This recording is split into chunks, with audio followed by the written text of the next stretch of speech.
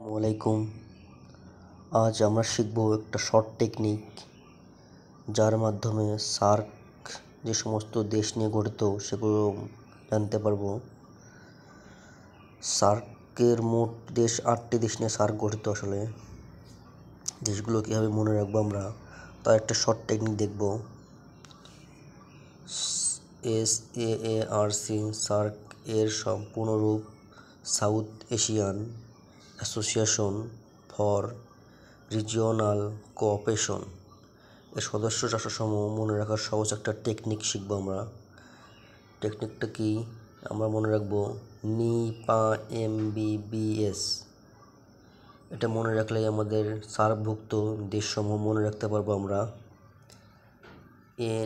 মনে রাখবো আমরা NIPA-MBBS, তাহলে সার্ক সদস্যসমূহ দেশসমূহ মনে রাখতে পারবো।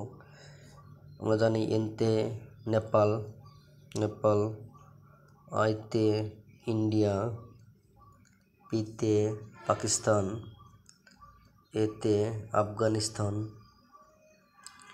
এমতে মালদ্বীপ,